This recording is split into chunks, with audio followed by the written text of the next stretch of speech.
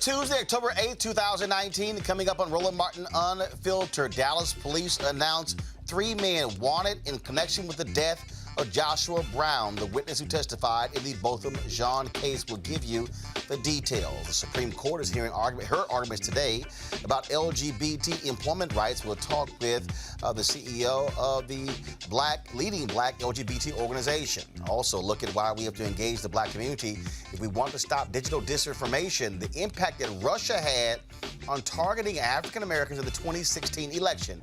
You know, the one where Donald Trump said they didn't do anything, but we know that was a lie.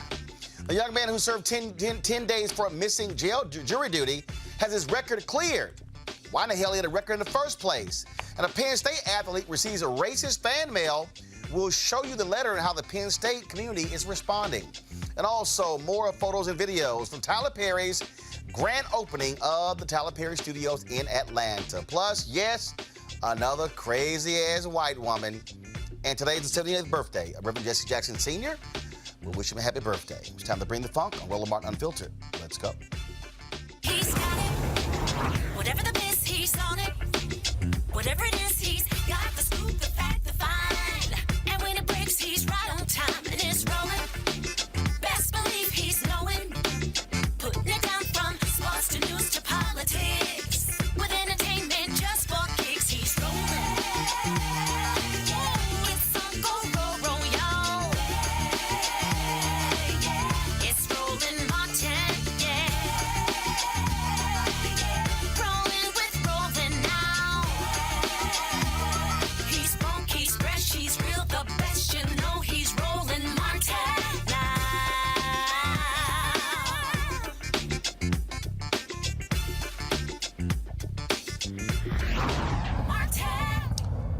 All right, folks, Joshua Brown, of course, the man who testified in the Botham Jean case. Amber Geyer, of course, was sent to prison, shot and killed on Friday. Today, Dallas police announced that 3 men are wanted in his death.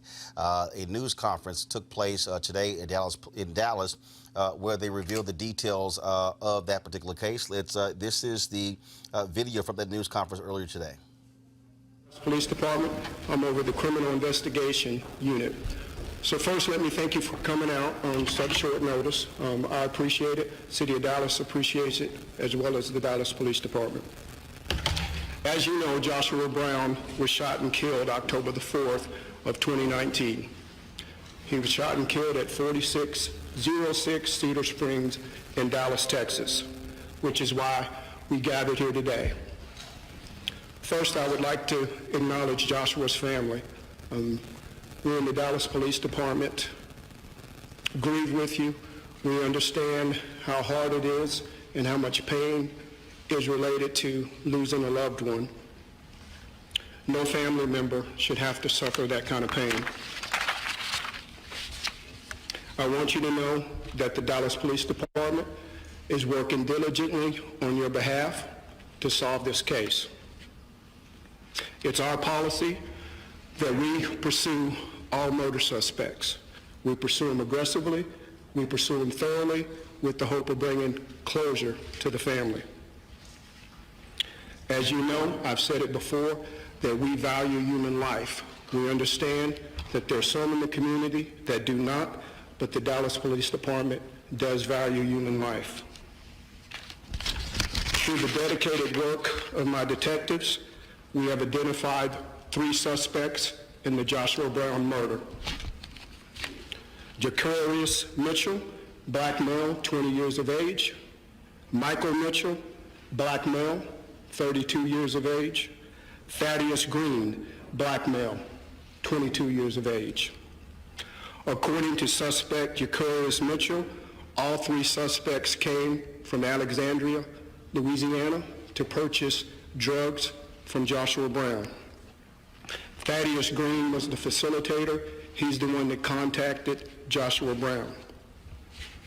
As they drove to the offense location, Thaddeus Green gets out of the vehicle, has a conversation with Joshua Brown, which escalates into physical altercations, at which time Jacarius Mitchell gets out of the vehicle and he states that Joshua Brown orders him back into the vehicle and shoots him in the chest. As he's laying in the vehicle, he hears 2 more gunshots. He says that Thaddeus Green shot Joshua Brown 2 times. According to the autopsy report, Joshua Brown was shot 2 times in his lower body. One was a through and through, and the other entered his body just below the spine, traveled upward, damaging vital organs. Thaddeus Green also took the backpack that Joshua Brown had, as well as the gun that Joshua Brown had. Michael Mitchell was the driver. He dropped Thaddeus Green off at an unknown location, and he took Jacarius Mitchell to Promise Hospital to receive treatment. He was later transported to Parkland Hospital, where he is currently in police custody. We will execute a warrant for capital murder on him today. We also received numerous tips as it related to the killing of Mr. Brown, and in that we executed a search warrant at Mr. Brown's apartment, where we confiscated 12 pounds of marijuana, 143 grams of THC cartridges, and $4,000 in cash. We have also issued capital murder warrants for the other 2 suspects, Michael Mitchell and Thaddeus Green. I want to assure the citizens of Dallas that we will continue to be transparent and we will provide updates as they materialize concerning this case. We as the police department need your help in capturing the 2 fugitives that are not in custody. We've partnered with our federal partners and we're in pursuit of them as I speak. If you know the whereabouts of these 2 suspects, please contact your local police department or the Dallas Police Department at 214-373-8477 or 214-671-3690. These suspects are to be considered dangerous because they're armed. Again, I want to thank you for coming out under such short notice. I thank you for trusting us to provide you with true and accurate information. I thank you, our community members, for partnering with us and believing in us as we pursue these fugitives. I'd be remiss if I didn't thank my detectives. I've said it. Come on. Slight issue there. Let's go right our panel right here. Dr. Jason Nichols, Department of African American Studies, University of Maryland. Also, Caleb Bethea, Communications Strategist, and Malik Abdul, Republican Strategist. The mayor over the weekend, Jason, tweeted out to folks not to engage in wild speculation. Folks were on social media saying this was a plot. He was targeted. They went after him. And even now, even though they've come out and made this announcement, here people say, oh no, they planted these drugs. They said that to come out and say they found marijuana in this guy's apartment. But also there was a shooting that took place in November involving Joshua Brown. It took place outside of a strip club as well. And he said that he feared they were going to come back and harm him. What do you make of, again, people immediately saying, oh no, the cops, they're the ones who actually were behind the murder of Joshua Brown? You know, I think it shows the lack of trust that many of our community have for law enforcement, and that's a reputation that law enforcement has earned. And I think Amber Geiger did law enforcement no favors with her actions to make people think that they can't trust law enforcement, that they can't believe in law enforcement. As far as what occurred, right now it looks like this was the case. I mean, he was selling marijuana, but marijuana, again, will be legal within a couple of years. We have people who are marijuana barons all over the country. This says nothing about his character. He had guns, he carried guns. As you guys, as Southerners know, many people in the South have guns. That doesn't make it, say anything negative about his character. The thing that did stand out to me about that press conference was the fact that they felt the need, even with the picture behind them, to say that these were black males. We saw that clearly on the screen, that the suspects were black males, but for some reason they had to, emphasize the fact that the suspects were black males. I didn't really understand what the need for that was, other than really to take a shot at people who were, maybe had some different ideas about what happened to Joshua Brown. Kelly. I don't believe this story. I'll just say it flat out. Why? Just by way of how the trial went, I don't recall the defense once cross-examining Joshua Brown regarding his character and potential criminal activity, potential possession or anything. Because in cross-examination, your job is to discredit that witness as much as you can. And during that time... But if you did not know any of this, they weren't investigating him. You can't say the potential. I mean, if he had been convicted of drug dealing, sure, that's the difference. I understand that, but what I'm saying is you're telling me that an entire defense team who's defending a cop didn't have the resources at their disposal to find out everything they could about their star witness in a high-profile murder trial? Like, I'm saying, but if you did not know, what I'm saying is, I don't think there was anything to not know. This doesn't make any sense to me. Driving a total of 10 hours for a weed re-up, that doesn't make any sense to me. Having 3 people... I mean, it's happened. It happened, it's not... Louisiana has Baton Rouge, New Orleans, Shreveport. You're telling me you can't find any type of marijuana within state lines? You had to cross to Texas to find good weed for Louisiana customers? That doesn't make any sense to me. Well, I think to the first question that you asked, Jason, I think this was another case of confirmation bias. People wanted to believe it, and I would go further. Yes, police is a part of it, but I also think it's race. It's easy to believe that a black man who testified in a case against a white cop, that the thing that happened to him happened because he was black or that he testified or whatever, you know. So that part didn't surprise me. Of course, I was pushing back on the notion that, well, and to me, it actually didn't make sense that he would be killed after he gave testimony, That too. not before he gave testimony. If the conspiracy was true, that there was something that was, you know, in, you know, the police department or whatever, to the point about, you know, and I'm no marijuana aficionado, but, you know, 12 pounds is a lot of weed. It's a lot of weed. So I can definitely see people driving hours and hours and hours away outside of their state to get 12 pounds. Well, I don't know that they were buying 12 yeah, right. pounds. Well, what they said. And that's risky. If you already know that Louisiana But people, doesn't I have mean, it. people actually drive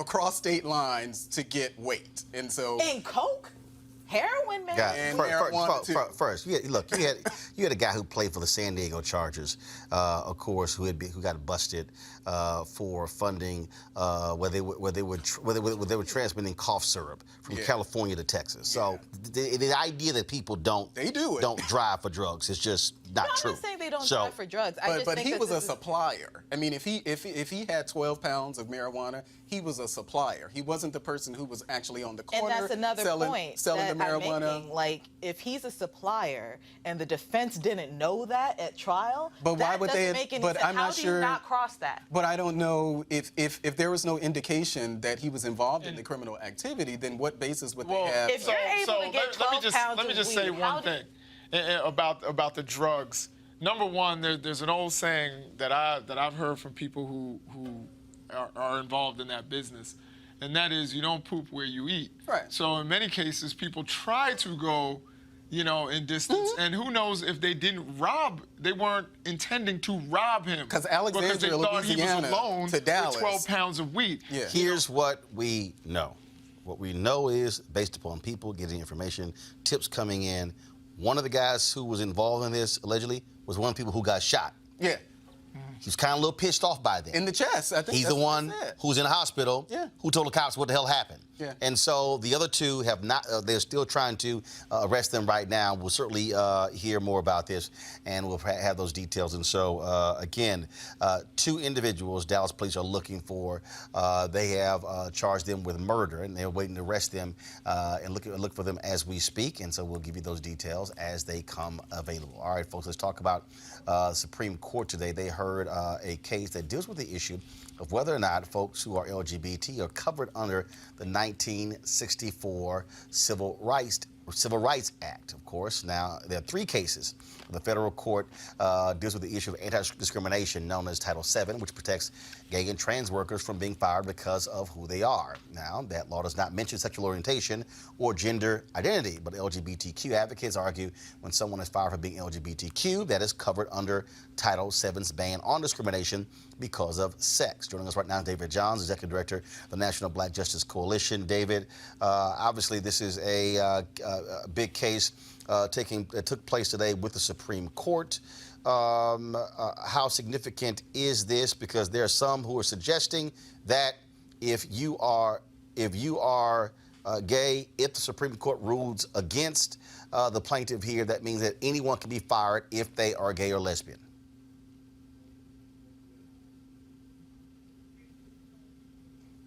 All right, so the question for you, David, are you there?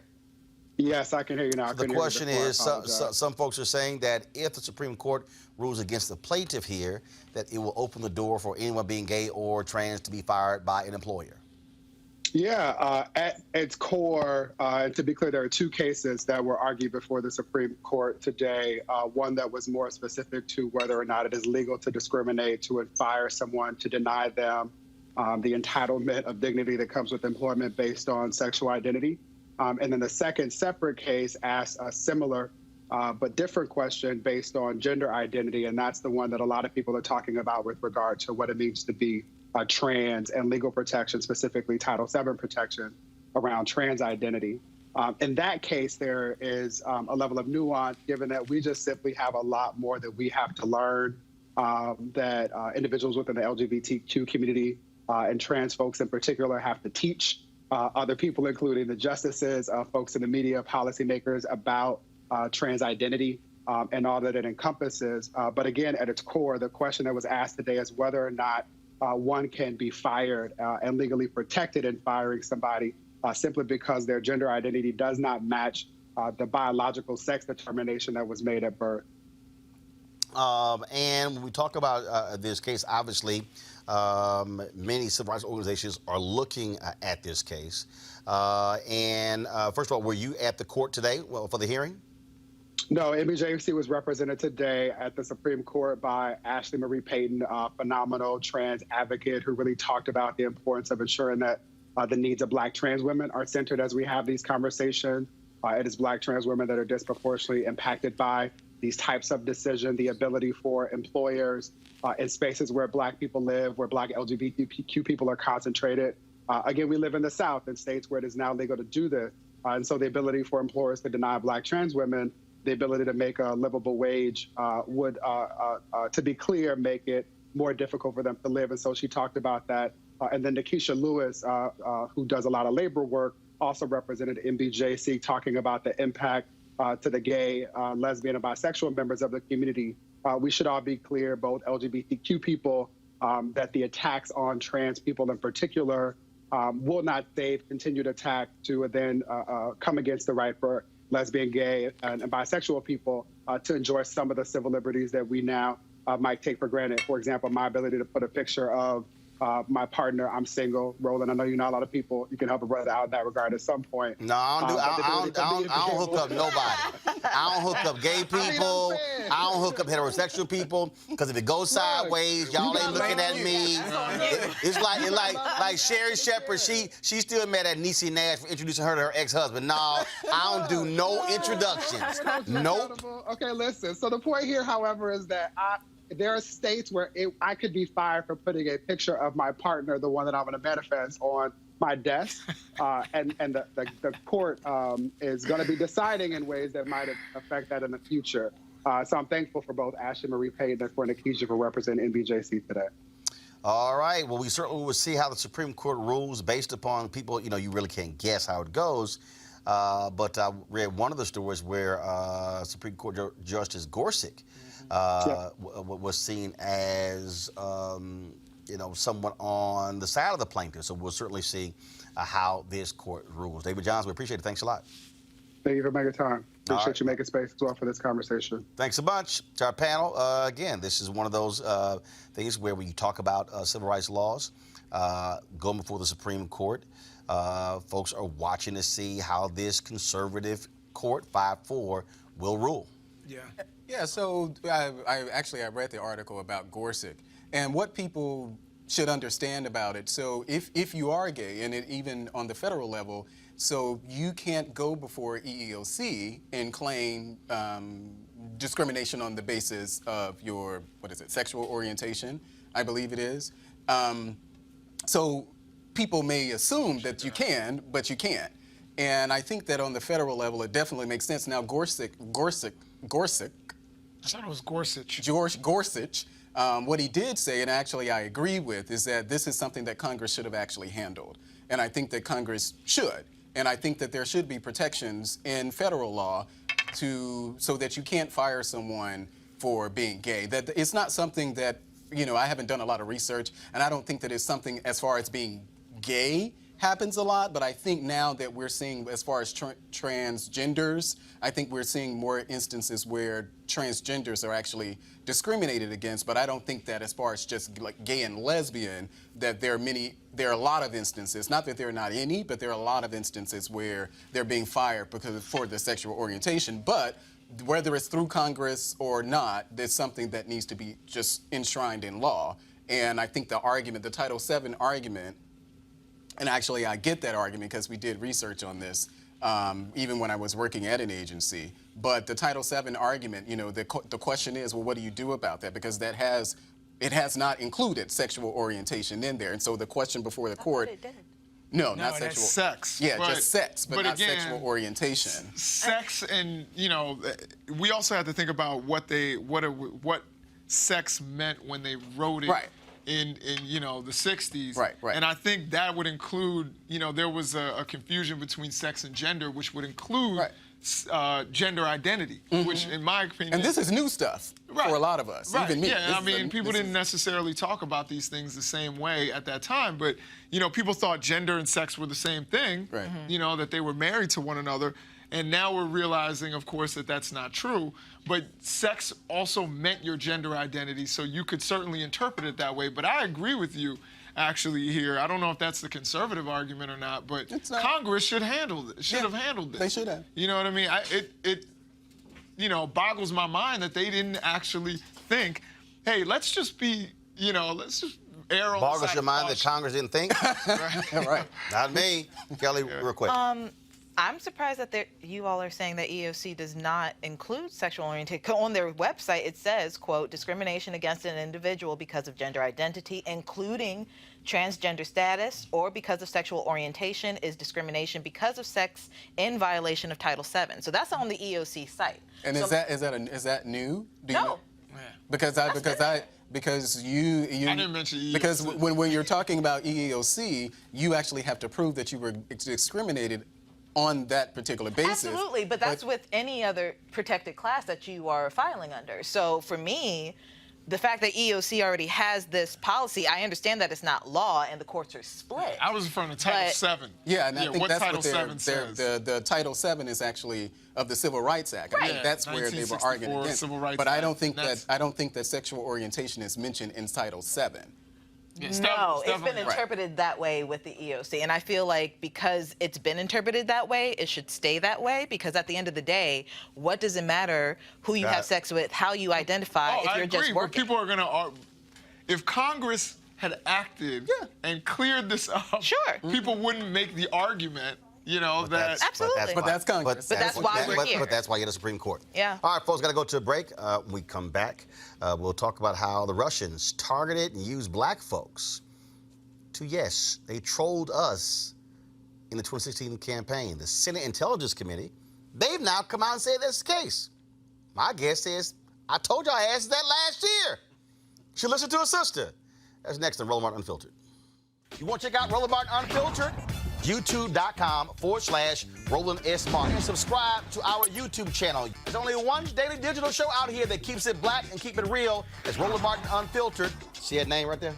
Roland Martin Unfiltered. Like, share, and subscribe to our YouTube channel. That's YouTube.com/Roland S. Martin. And don't forget to turn on your notifications so when we go live, you'll know it. All right, folks, you heard me talk a lot about marijuanastock.org because I want to keep you informed of investment opportunities that make sense. We've all watched the growth of the cannabis industry. A recent report by New Frontier Data estimates the global cannabis market at more than $340 billion. Now, we know that marijuana legalization is sweeping the country state by state. We also know that marijuana has a good cousin, the hemp plant, with a much higher concentration of CBD. That means hemp gives you all the medical benefits of marijuana without getting you high. Until recently, hemp farming was practically legal in the U.S. and heavily regulated by the DEA. However, the 2018 Farm Bill changed all of that, making it legal to grow hemp CBD in the U.S., thus creating one of the largest commodities worldwide. Now, this is, of course, very simple, and that is the folks at 420 Real Estate. But their plan is very simple. Their business model. They buy land that supports hemp CBD grow operations and lease it to licensed high-paying tenants. That's right. They are hemp CBD landlords, and you can get in on the action. Now, my friends at 420 Real Estate has something special for the Roland Martin Unfiltered viewers. Originally, the minimum investment level was $500, but you can get in and invest in this crowdfunding campaign for as little as $200. That's right, $200 up to $10,000. Again, this is a $340 billion industry that is still growing. You can participate with as little as $200. For more information, go to marijuanastock.org. That's marijuanastock.org for you to get in the game and get in the game now. Let's talk about the 2016 campaign.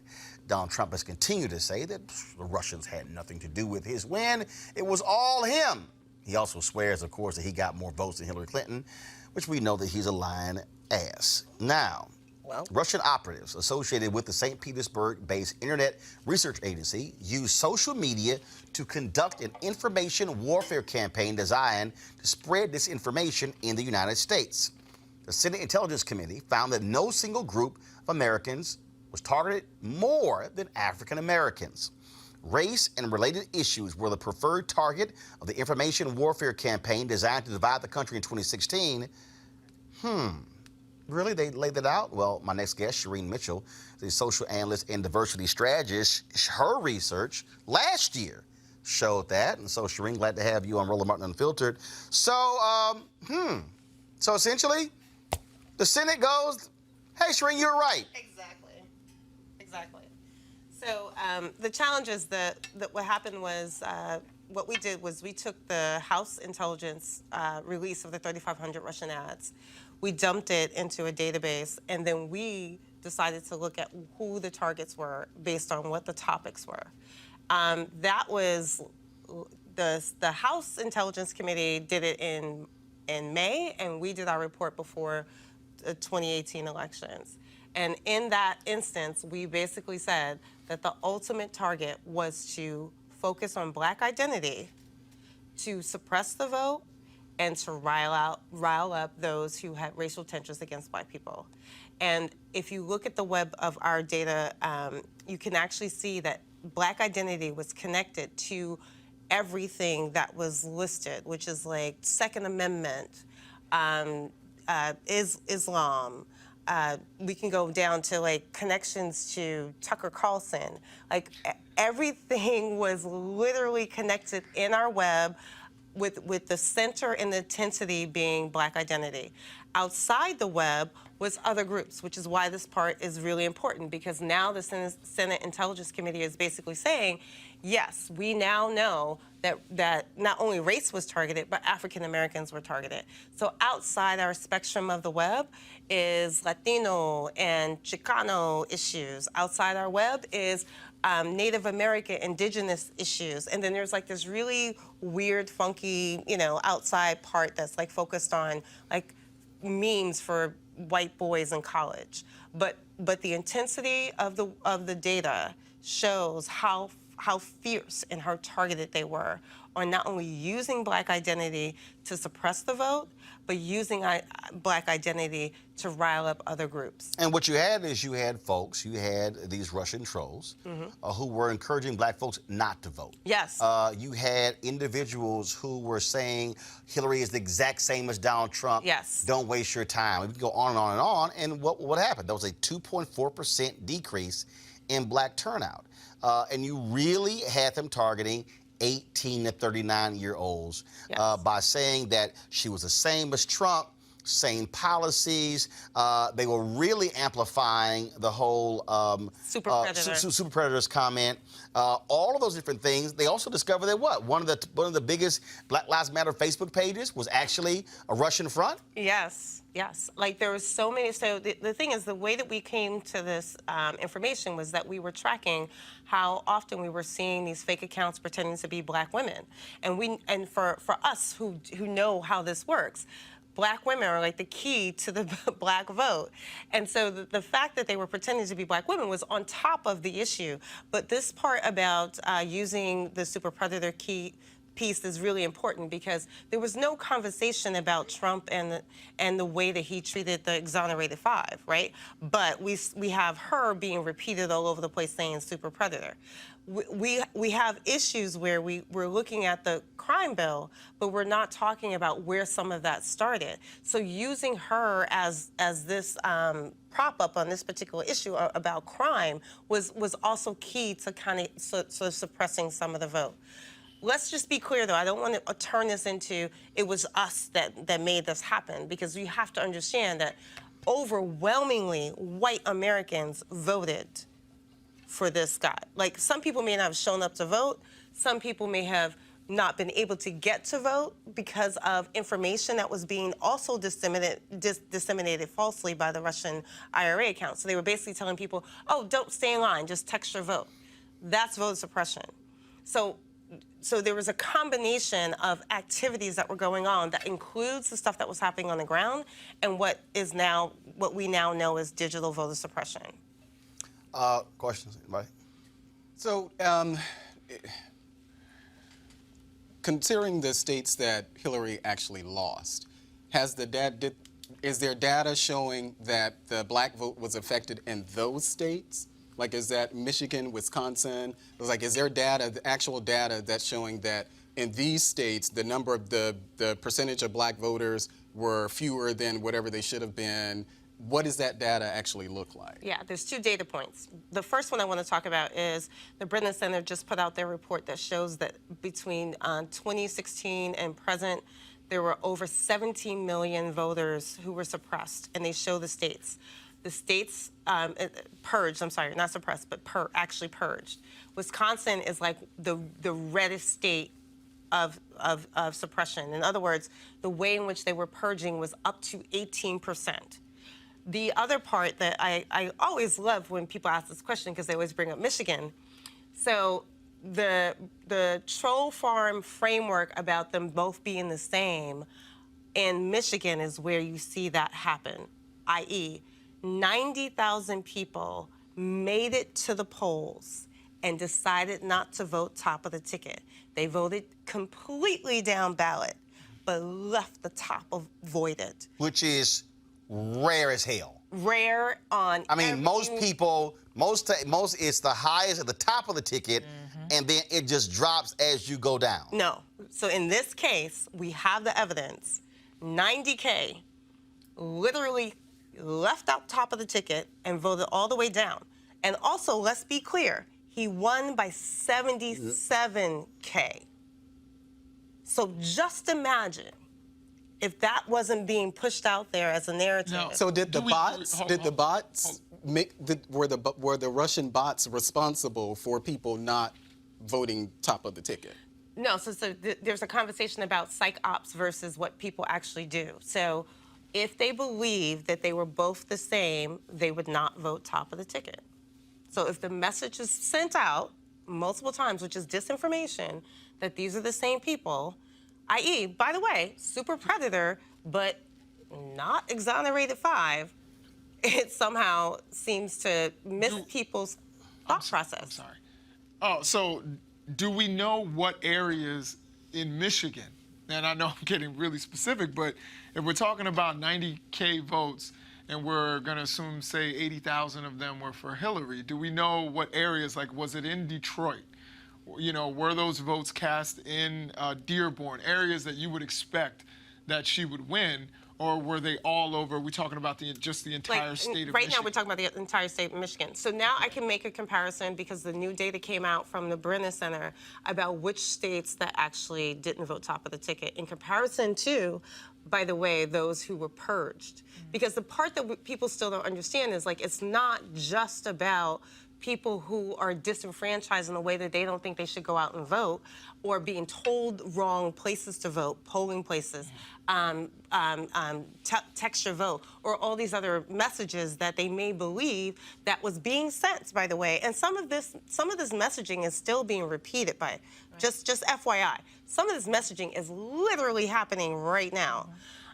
But what's different is now we can now start to look at an overlay between what we now know as the states that were being purged and the overlay of the disinformation campaigns.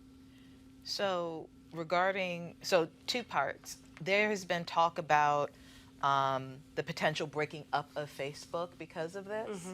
One, how do you feel about that? And just in general, what are next steps in terms of preventing this for 2020? So there should be next steps, but like as of today, what the Senate Intelligence Committee just reported out, we're 3 years late. Right. Trying to figure out, oh, this happened. And that's thank you to the Republican Party and Senator Mitch McConnell. That's why. Senator Mitch McConnell has refused, and Trump has refused to do anything when it comes to protecting our elections. They have made excuses, and McConnell's not only very late to the game by saying, oh, I'll go ahead and allow the bill to go forward, which the House overwhelmingly passed. Yes. Republicans voted for it to properly protect our elections, but Republicans in the Senate, Mitch McConnell, Donald Trump, haven't done a damn thing. So the onus is on them. That's just fact. Fact. However, we still have to do something. Like, something has to happen. Like, right. If just acknowledging it, of course, is not enough. Like, we're at the stage where I think more and more people, which, from my perspective, when my report first came out, nobody wanted to believe it even existed. Now we're at 3 years later saying, okay, this thing happened, and now we actually know who was specifically targeted. Now it's 3 years later, and of course the game has changed. Like they have morphed and figured out new ways to come at us. I mean, we now know they access election centers. Yes. I mean, so we know that. Yes. And what we don't know is if they install a malware that's sitting there and it will wait to spring up come October and November. Yes.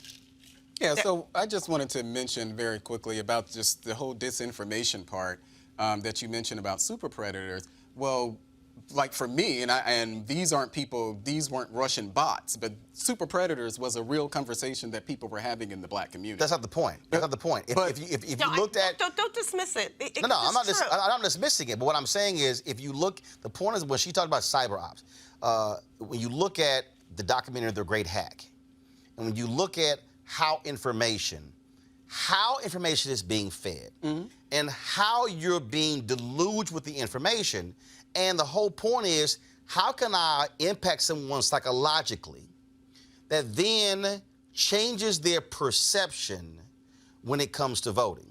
Right. That documentary, The Great Hack, just laid it out, how Cambridge Analytica understood it, how they used it in other countries, and how they were very clear on how they were targeting white rural voters, and and how specific they were with certain phrases and how it was used. So the point was not that that wasn't an issue.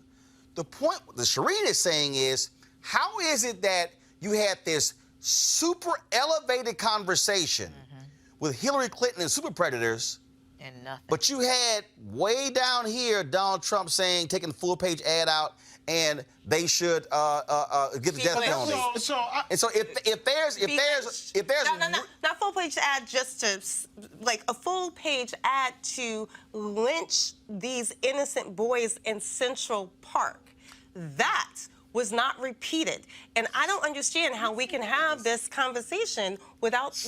No. What she's saying is, if you have like this much conversation here, and this little amount of conversation, what is actually driving this much conversation? So when really what it should have been is sort of like, if there was a lot of conversation about black people, about super predators.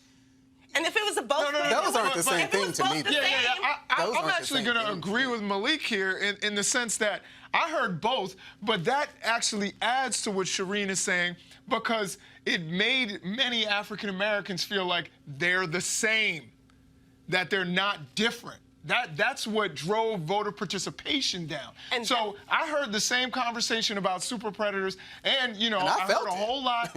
I heard a whole lot about Central Park 5. That wasn't. No, it wasn't. If you look at the data, Shireen, if you look at the data, go ahead. In the data, the Central Park 5 conversation was not in it. Right. But is this mainstream? Like, is there a difference between black media and like mainstream? I think you have to. I vote for mainstream. Hold on one second, Shireen, go ahead.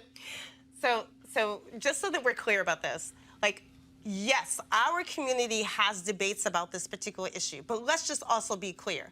Hillary Clinton said super predator. She was the first lady. She did not write the bill. She did not vote for the bill. She did not have anything to do with the bill out of her saying super predator, but none of that was talked about. By the way, the person who wrote the thing is running for office right now. The person who voted for it is running for office right now. But Hillary Clinton was the only... Clinton, who is the president who signed off on it, was not punished for that, and you're punishing Hillary Clinton. Hillary Clinton. No. One second. Hold on. One second. Because again, I want Shireen to explain this to people, because this is the difference. What Shireen is saying, correct me if I'm wrong, what you're saying is, if you look at the data, you had so much conversation, and you then ask yourself, and then when you start breaking apart the data, it's what actually is being reported. And so, again, if you take that, you take in the documentary The Great Hack and how certain phrases were used. What she's saying is that, wait a minute, if you had this super high number of mentions of super predator on these social media platforms, in tweets, on Facebook, So if you had Super Predator here and you had Central Park here, Yes.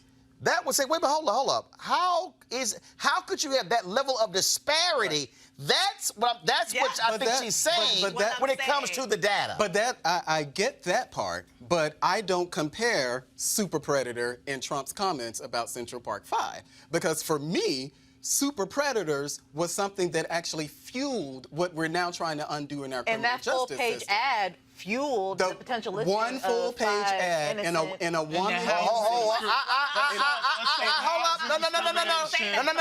No. Hold up. We are not going. First of all, we're going to say actual facts. It was not just a single full-page ad. Okay. It was No, one second. It was a full-page ad in multiple 85K. papers and Interviews. and multiple interviews. Yep. But again, I think. See, you're getting caught up in the wrong thing. No, that's Well, not the same thing. No, listen. Absolutely No, they're listen. not. No, listen. One I'm was not. the law, No, one I'm was not. comment. First of all, I'm not comparing the law and the ad. What Shireen is laying out that The we level. have. No, I get it. No, not the level. What she's laying out is the intensity of a discussion on social media, which now causes you to say, okay, what was fueling it?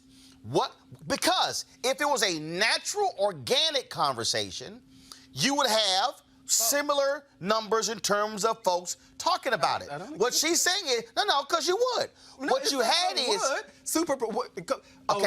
We're talking about an actual law. Malik.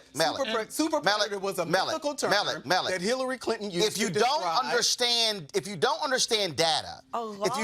you don't understand a clear, concerted communication strategy I do. that drives a conversation, Right. and so what she's saying is if you actually study the data Right. and see where it was coming from, what you had this A deluge. No. You had a rocket ship fueled by jet fuel. I get it. That was driving this thing. Right. That was throwing out so much stuff. Right. And you virtually had a small amount over here. So the issue here is who was driving it and why were they driving it? And to her point, it was all designed to purposely turn African Americans against Hillary Clinton. Shireen, is that correct? That is correct. Well- also, please be clear. As I'm sitting here, I have to understand. I grew up in Harlem. I was there in 1989. I will tell you what happened to my community when this whole thing went down.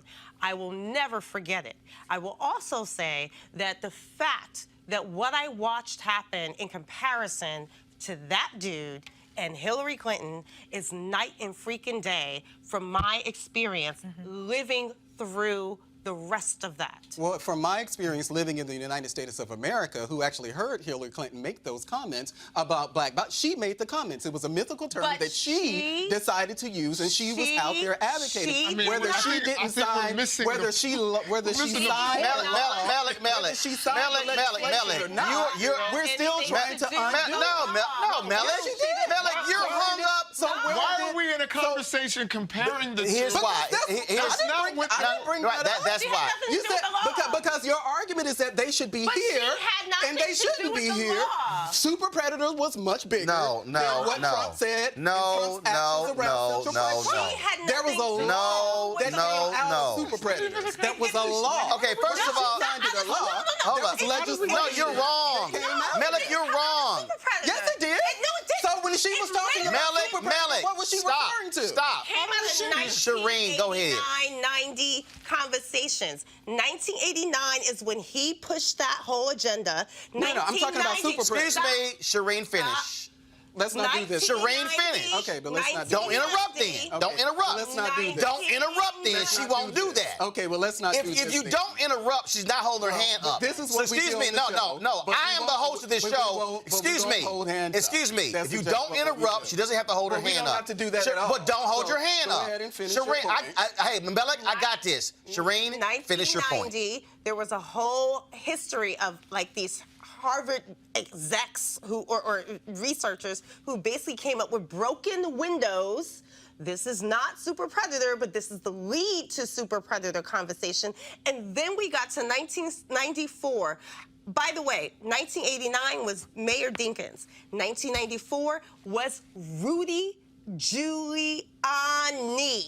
And he is the one that changed the policy to institute what is now in policy called stop and frisk.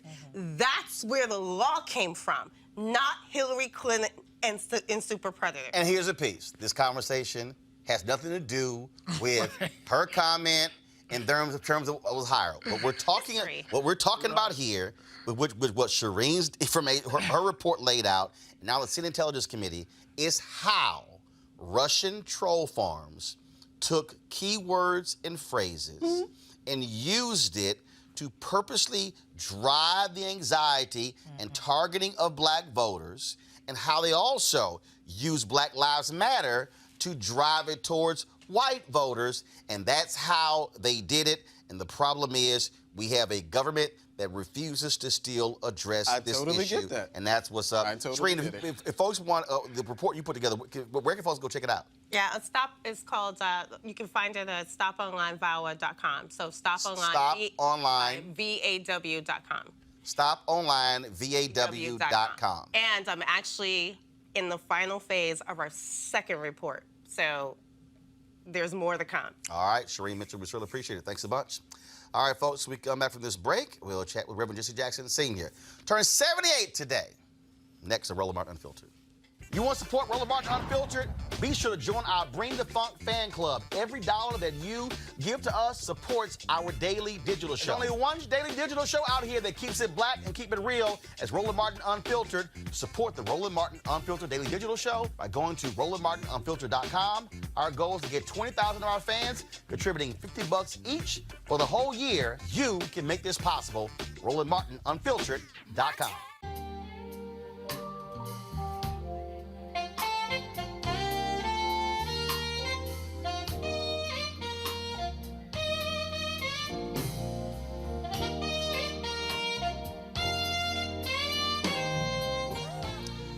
The second annual Luxe Jazz experience taking place in Cabo, November 7th through the 11th. You're hearing, of course, that's Gerald Albright. It is an upscale destination with luxury accommodations, fine cuisine, top shelf libations, golf, spa, health, and wellness. So if you want to attend, you can go to lifeluxejazz.com to sign up. But those of you who don't want to go, you can still participate by going to gfntv.com. gfntv.com to watch the live stream. Get your live stream pass. It's 14 acts. Over 3 days, you'll be able to watch every single one of those concerts. I'll be broadcasting my show from there Thursday and Friday. But if you can't make it to Cabo, you can still participate by watching the live stream. So sign up at gfntv.com. It's $10.99, gfntv.com. 3 fantastic days of concerts, including, folks, Mark Curry, as I said, Joel Albright, Alex Bouillon, Raul Madon, Incognito, Pieces of a Dream, Kirk Whalum, Average White Band, Donna McClurkin, Shalea, Roy Ayers, Tom Brown, Ronnie Laws, and Ernest Quarles. It's going to be fantastic. Again, get your live streaming pass at gfntv.com. All right, folks, today is the 78th birthday of Rev Jesse Jackson Sr., of course. He has been in the civil rights fight for more than 60 years, and so it is all over the weekend. He was in, of course, Beverly Hills, where they have a birthday party. It's a fundraiser for Rainbow Push, where they honored several people, including Jamel Hill. He joins us right now. Reverend, how you doing? Well, Roland, thanks you for allowing me to talk with you today. We tried to make the most of this landmark day. We went to the homeless shelter at 9 o'clock today. There are 16,000 children in Chicago who do not have an address. They're homeless. The homework, they have no home. And there are thousands of parents here who work every day to make $8 to $10 an hour. And though they work, they're homeless shelters. That's the big feature. With the Cook County Jail, they have lunch with the inmates today. 7,000 inmates in Cook County Jail, mostly black. 2,500 on ankle bracelets in the streets. They're all eligible to register and vote. One brother been in jail 5 years waiting for trial, another 7 years waiting for trial. So I want to put some folks there on the plight of the heart of the Chicago. You can register and vote and have precincts in the jail. want that to happen all across the country, Roland. Reverend, you're 78. You were diagnosed with Parkinson's. Why do you still do this? Why not just you've done a hell of a whole lot in your career? Why not just relax, stay at home with your grandkids, and be with your family? Why do you still keep going? Well, my work is determined by my energy, not just by age. On the one hand, on the other hand, purpose drives me.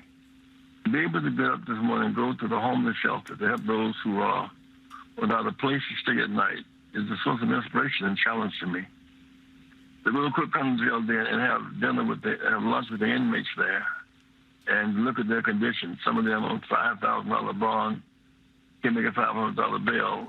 So purpose drives me, and I'm excited about my work there as I was 40 years ago.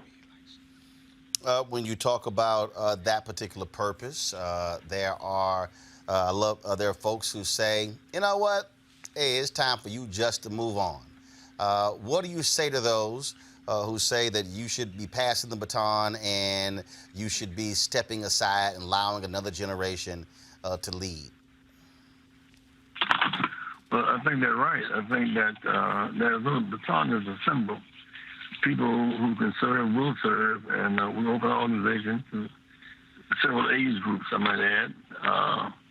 And so I think that there's more cotton to pick than that cotton pickers. There's more service to be done in their service.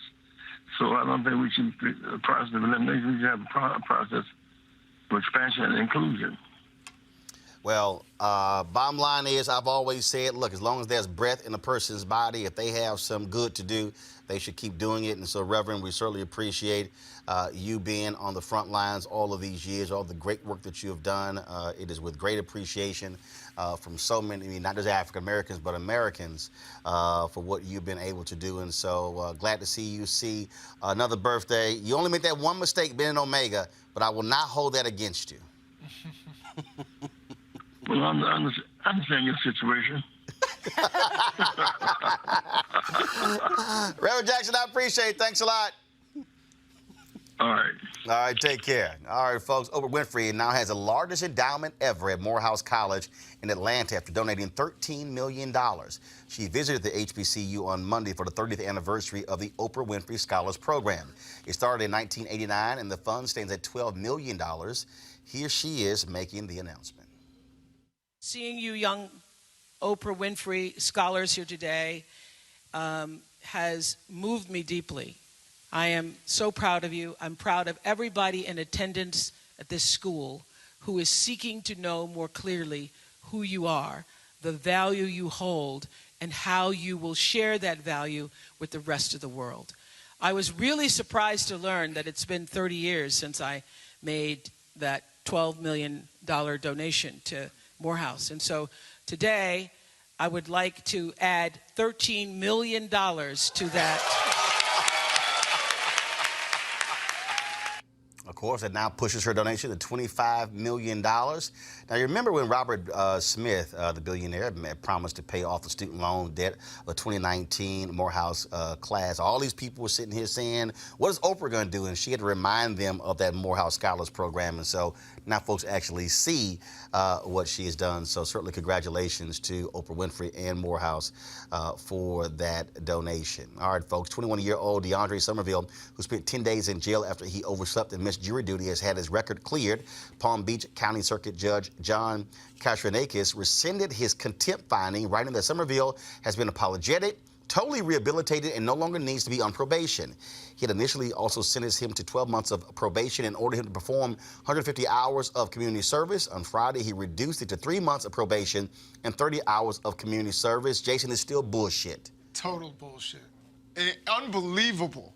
I can't. Like, I'm not going to congratulate you because you reduced it to to 3 months probation and 30 hours community service. No, it's full of it. No, it's completely full of it. It's, that judge, someone needs to look at that judge because that's ridiculous. I feel like he's bullying and picking on some young kid who overslept. It's the fact that as a matter of fact, the judge should have to give him something for having, 10 days of his life taken away. Right. I think the court and the judge owe him some sort of restitution for that. But I do want to make one point, and that is that we as African Americans need to serve on juries. Right, but here's the deal, though. That's important. The brother was serving on the jury, nothing Kelly. about him. He was serving on the jury. He overslept. Yeah, nothing about him. Okay? And what he didn't, he didn't call the bailiff. He went ahead and went to work. I'm sorry. That's not 10 days in jail. It's not not worth at all. anything, really. And frankly, if this judge doesn't do the same type of treatment to every juror who does that, then like Jason said, we definitely have a problem here that needs to Shouldn't be do it to any investigated. juror. No, you shouldn't do it at all. But what I'm saying is it does look like he's bullying a young black man and trying to teach him a lesson and stuff of that nature. If he's not doing that for anybody who's overslept for a jury trial, that shouldn't be happening at all. But even though his record got vacated, he's still beholden to community service hours. I read that on Friday, the judge reduced the terms of his probation from 12 months and 150 hours of community service to only 3 months probation and 30 hours of community service. So either way... Yeah, that's what I just said.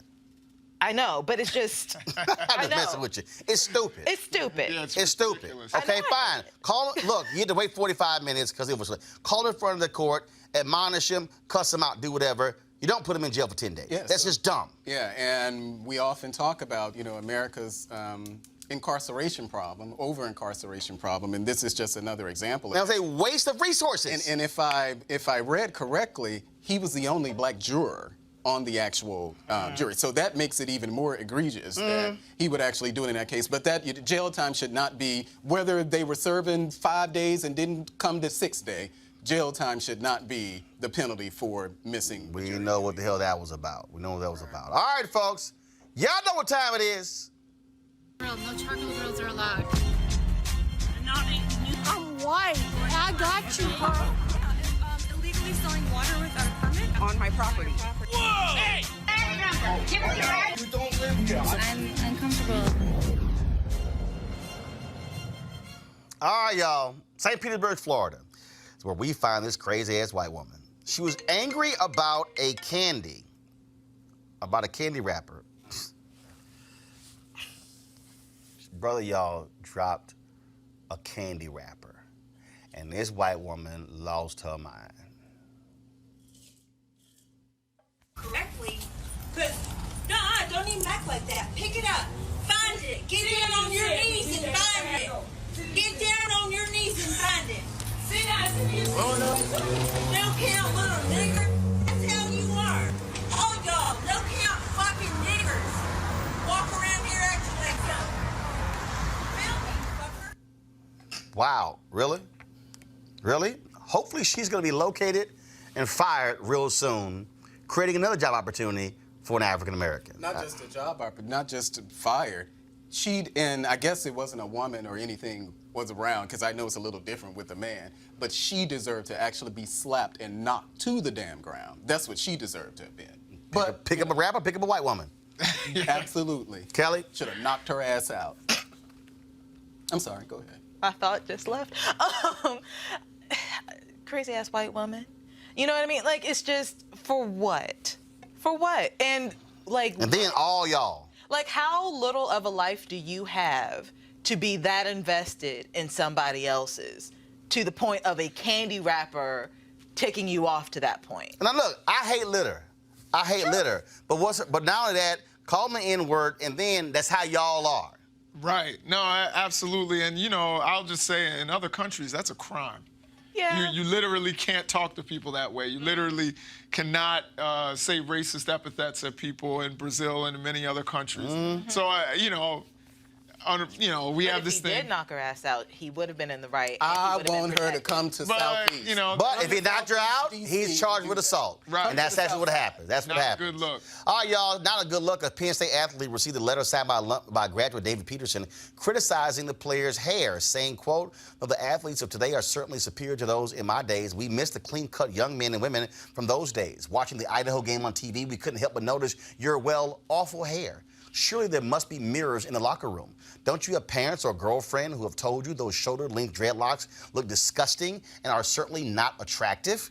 The letter was presumably sent to Penn State safety Jonathan Sutherland and posted by his teammate Antonio Shelton on social media. Now, here's the deal. A local newspaper tracked this dude down. he apparently has written other letters to the newspaper. They reached out to this guy, tracked him down. He said, yeah, he sent it. He said, I just don't want our players looking like Florida State Miami players.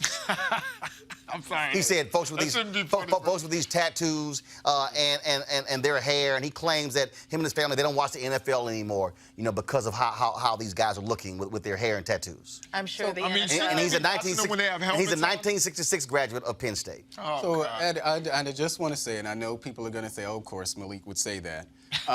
As someone who had locks, at some point, and knowing how it was received by black people and white people, this is, I think that there is an insensitivity to us and our hair. I don't know. I won't go as far as say that this is racist, but around the time that I actually had locks is when Hampton University implemented their policy where in their school of business, where you could not be in their school of business if you had braids or locks. And that was stupid as well. What I'm saying. So and what that was black folks operating in white supremacy because again, and not just Hampton, Black Enterprise, same thing. Earl Gray's talked about it, where you couldn't actually have locks as well because, hey, it's not accepted in the business world, so therefore we're training you for that. So that ignorance is what I'm talking about. So it's, for me, and I understand it's a white person because it's, a little different dynamic, but it's born out of that same ignorance that had Hampton University making called those. white supremacy. Hampton's response was based upon white supremacy. Right. This white guy here is simply stating white supremacy. Right. That's what it is. No different when the black woman who applied for a job at the VA in Virginia, impeccable credentials, goes in, applies for the job. I mean, hands down, she get it. She leaves the room. White guy on the panel says, I don't like her cornrows. I don't like her hair. Doesn't get the job. She sues. She wins. Got more than 70 grand plus back pay and got the job. So it cost taxpayers because this white guy didn't like her cornrows, Kelly. It doesn't make any sense because my hair did not get me a degree. My hair didn't get me a job. My hair didn't get me anything except a really nice hairstyle, and for the white standards. And it is. No, that it is. To Malik's point about you used to having locks and talking about how it wasn't necessarily received well in the corporate world. Thankfully, that is changing because, our generation is one of, what respectability politics for why, and I like that type of movement because, again, we are not our hair. And if a white person comes in with curly hair one day and straight hair the next day and split ends and all that, if they can do all of that, I can come in with a fro. I can come in with faux locks or real locks or sister locks or any other type of lock or any other type of braid or any other type of twist because I'm here to do a job and it has nothing to do with my hair. And that's why California has a law that was signed dealing with hair discrimination, saying that's against that. And guess what? They should call this dude out, should put him on blast, and he should be persona non grata when it comes to Penn State because, you don't like his hair, but you don't mind him scoring them damn touchdowns. Yeah, and I just want to just add quickly, we also perpetuate this. So I know black women who, under no circumstance, would date anyone who has locks in their hair, who has cornrows in their hair, who has braids in their hair. We perpetuate even name discrimination. We perpetuate it because of white supremacy. In fact, Jackie just sent me this. Amisha Cross, who's on our show a lot, she posted this on social media. I attended way too many events last night, but one particular instance struck me, and I'm kicking myself for not saying anything. Post-event, a woman commented on a young black guy saying she was going to make sure he was never invited again, not because he was inappropriate in any way, but because he had braids. She said she was disgusted by it, and it made her uncomfortable. Braids are thuggish, and he looked like a hood guy in a suit. In that moment, I should have said something. I didn't know what to say. I was shocked. In that moment, I failed a black man. The comment came from a black woman. Her target is a budding 24-year-old tech giant.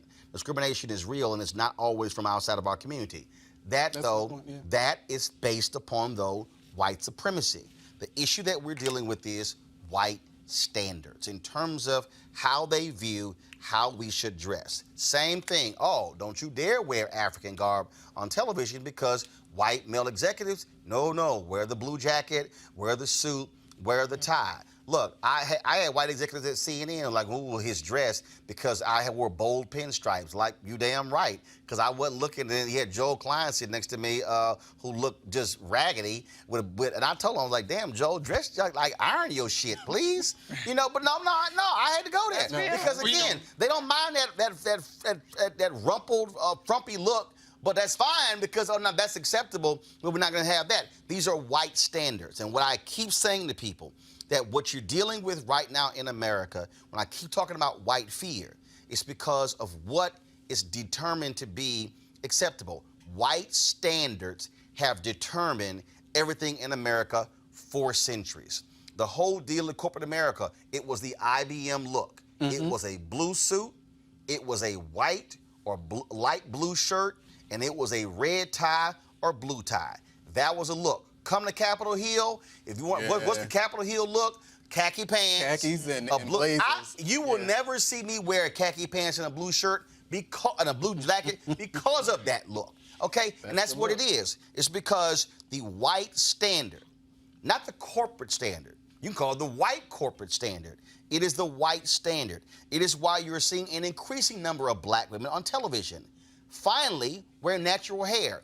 But some of them are going to their new, y'all, there was a sister who was in Houston, went to her news director to get permission to wear her hair natural on the air.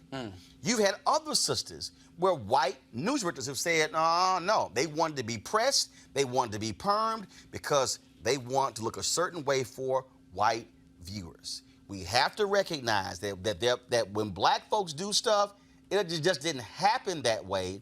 It is what it has been placed on us, and we've been told, now look, to be accepted, you must do this here, because you know how those good white folks don't want you looking like that. That's where all of this is born out of. And so hopefully, with the law in California and others, that will change. And I'm glad to see Coach Franklin stand up for this young man and put this graduate on blast. That is a good thing. But again, and I keep saying this, why black people must go through a retraining process, because we have been victimized by white supremacy. We have taken on, in many ways, the view and perspective of the oppressor, because they have said, you can't walk through this door unless you conform to our standards, our vision of beauty. And that's why when I talk about how white fear is what's going on here, because they have said this is the acceptable standard. Remember the dress code in the NBA? Remember all of that? We don't want the players wearing tattoos and everything along those lines. Yeah, they're still making billions of dollars with players wearing tattoos. Because what was the whole point? We don't want to upset the white corporate sponsors. And they say, we don't like the look of those players. But you like how they ball. That's the real deal there. There it is. All right, folks. Again, over the weekend, Tyler Perry opened his Tyler Perry Studios. We could only take pictures on the red carpet just outside the venue, but Tyler, since yesterday, has been posting a plethora of photos on his Facebook page and his Instagram page, and so we're going to end the show showing you some of that. Don't forget, we want you to support Roland Martin Unfiltered by going to RolandMartinUnfiltered.com, joining our Bring the Funk fan club, where every dollar goes to support this show, and so we want you to do that. We want to thank Jason Kelly Mellick for being on the show. Thank all of our guests as well. So we'll end the show also with this, of course, video montage from the Tyler Perry Studio opening this weekend. And oh yeah, my Astros going to beat Tampa Bay tonight, so we're going to advance to play the Yankees. That's why I'm rocking the Astros on the show. All right, I'll see you guys tomorrow. Holla!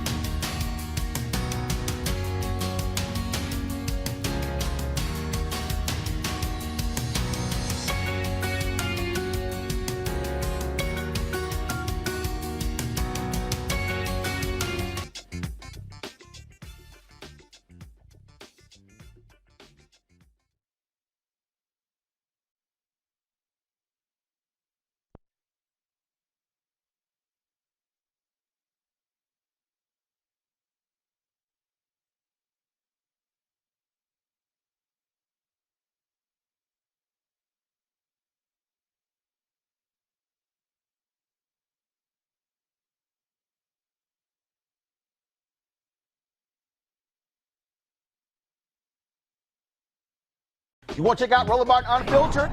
YouTube.com/Roland S. Martin. And subscribe to our YouTube channel. There's only one daily digital show out here that keeps it black and keep it real. It's Roland Martin Unfiltered. See that name right there? Roland Martin Unfiltered. Like, share, and subscribe to our YouTube channel. That's YouTube.com/Roland S. Martin. And don't forget to turn on your notifications so when we go live, you'll know it. You want to support Roland Martin Unfiltered? Be sure to join our Bring the Funk fan club. Every dollar that you give to us supports our daily digital show. There's only one daily digital show out here that keeps it black and keep it real. It's Roland Martin Unfiltered. Support the Roland Martin Unfiltered daily digital show by going to RolandMartinUnfiltered.com. Our goal is to get 20,000 of our fans contributing $50 each for the whole year. You can make this possible. RolandMartinUnfiltered.com. This is Diala Riddle, and you're watching Roland Martin Unfiltered. Stay woke. This is Director X, the director of Superfly on the red carpet or the black carpet, and you're watching Roland Martin Unfiltered. Yo, what up, y'all? This is Jay Ellis, and you're watching Roland Martin Unfiltered. Hi, I'm Chaley Rose, and you're watching Roland Martin Unfiltered. I'm Lex Scott Davis, and you are watching Roland Martin Unfiltered. Hey, what's up, y'all? It's your boy Jacob Lattimore, and you're now watching Roland Martin right now.